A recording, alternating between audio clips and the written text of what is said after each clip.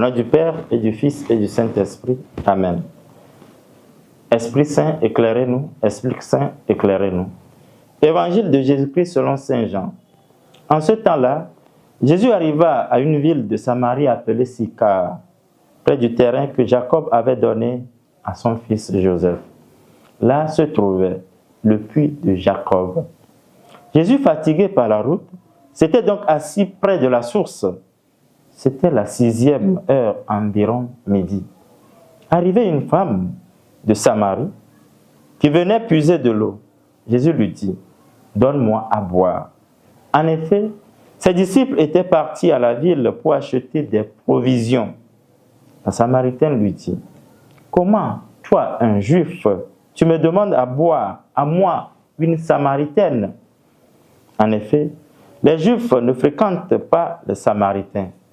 Jésus lui répondit, « Si tu savais le don de Dieu et qui est celui qui te dit, « Donne-moi à boire », c'est toi qui l'aurais demandé et il t'aurait donné de l'eau vive. Elle lui dit, « Seigneur, tu n'as rien pour puiser et le puits est profond. D'où as-tu donc cette eau vive? Serais-tu plus grand que notre père Jacob qui nous a donné ce puits et qui a bu lui-même avec ses fils et ses bêtes? » Jésus lui répondit, « Quiconque boit de cette eau aura de nouveau soif, mais celui qui boira de l'eau que moi je lui donnerai n'aura plus jamais soif, et l'eau que je lui donnerai deviendra en lui une source d'eau jaillissant pour la vie éternelle. » La femme lui dit, « Seigneur, donne-moi de cette eau, et que je n'ai plus soif, et que je n'ai plus à venir ici pour puiser. » Jésus lui dit, « Va, appelle ton mari et reviens. » La femme répliqua, « Je n'ai pas de mari. » Jésus reprit, « Tu as raison de dire que tu n'as pas de mari. Des maris, tu en as eu 5, et celui que tu as maintenant n'est pas ton mari. Là, tu dis vrai. » La femme lui dit, « Seigneur, je vois que tu es un prophète. Eh bien, nos pères ont adoré sur la montagne qui est là. Et vous les Juifs, vous dites que le lieu où il faut adorer est à Jérusalem. » Jésus lui dit, « Femme, crois-moi, l'heure vient où vous n'irez plus ni sur cette montagne ni à Jérusalem pour adorer le Père. Vous adorez ce que vous ne connaissez pas. Nous adorons ce que nous connaissons, car le salut vient des Juifs. Mais l'heure vient, et c'est maintenant, où les vrais adorateurs adoreront le Père en esprit et en vérité. Tels sont les adorateurs que cherche le Père. Dieu est esprit, et ceux qui l'adorent, c'est en esprit et en vérité qu'ils doivent l'adorer. » La femme lui dit, « Je sais qu'il vient le Messie, celui qu'on appelle le Christ. Quand il viendra, c'est lui qui nous fera connaître toutes choses. » Jésus lui dit, « Je le suis, moi qui te parle. » À ce moment-là, ses disciples arrivèrent. Ils étaient surpris de voir parler avec une femme. Pourtant, aucun ne lui dit, « Que cherches-tu? » Ou bien, « Pourquoi parles-tu avec elle ?» La femme, laissant là sa cruche, revint à la ville et dit aux gens, « Venez voir un homme qui m'avait tout dit, tout ce que j'ai fait. Ne serait-il pas le Christ ?» Ils sortirent de la ville et ils se dirigeaient vers lui. Entre-temps, les disciples l'appelaient, « Rabbi, viens manger. » Mais il répondit, « Pour moi, j'ai de quoi manger. C'est une nourriture que vous ne connaissez pas. » Les disciples se disaient entre eux, « Quelqu'un lui aurait-il apporté à manger ?» Jésus leur dit, « Ma nourriture, c'est de faire la volonté de celui qui m'a envoyé, d'accomplir son œuvre. Ne dites-vous pas, encore 4 mois, et ce sera la moisson. Et moi, je vous dis, levez les yeux et regardez les champs déjà dorés pour la moisson. Dès maintenant, le moissonneur reçoit son salaire. Il récolte du fruit pour la vie éternelle, si bien que le semeur se réjouit en même temps que le moissonneur. Il est bien vrai le dicton, l'un sème, l'autre moissonne. Je vous ai envoyé moissonner ce qui ne vous a coûté aucun effort. D'autres ont fait l'effort et vous en bénéficiez.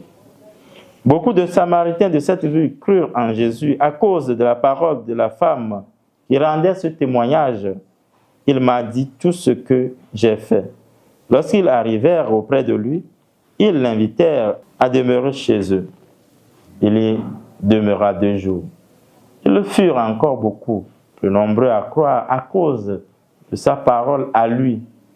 Et il disait à la femme, « Ce n'est plus à cause de ce que tu nous as dit que nous croyons. Nous-mêmes, nous l'avons entendu et nous savons que c'est vraiment lui le sauveur du monde. » Acclamons la parole de Dieu. Louange à toi, Seigneur Jésus. Dimanche 8 mars 2026, 3e dimanche de Carême. Dans l'évangile de ce dimanche, Jean nous présente le récit de la rencontre de Jésus avec la femme samaritaine qui lui demande à boire au puits de Jacob. Quelques points de méditation. Le Christ vient à ta rencontre. En demandant « Donne-moi à boire » à une femme samaritaine, Jésus brise les tabous religieux et sociaux. En ce temps-là, les Samaritains ne font pas commerce avec les Juifs. Il nous montre que la grâce ne connaît aucune frontière, ni morale, ni éthique. Il vient nous chercher là où nous sommes, dans nos routines, dans nos déserts.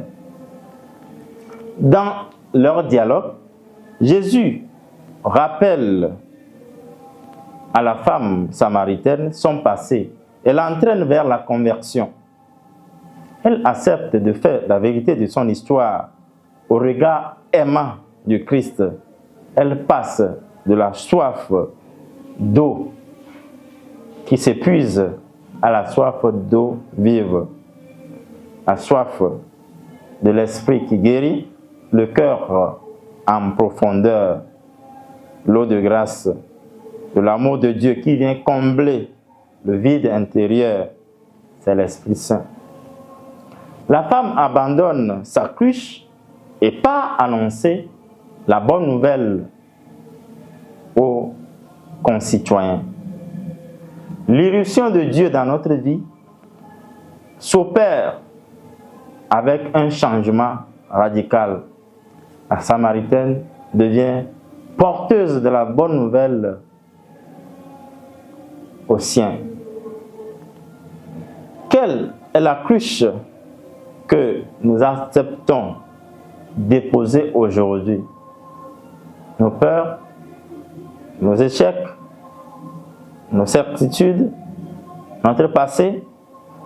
Laissons-nous approcher de la vraie connaissance, de la vraie vie, de la vraie eau qui étanche la soif pour toujours. Cette eau vive, c'est le Christ.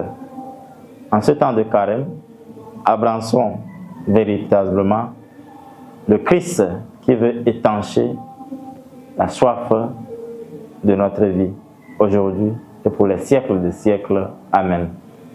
Au nom du Père et du Fils et du Saint-Esprit. Amen.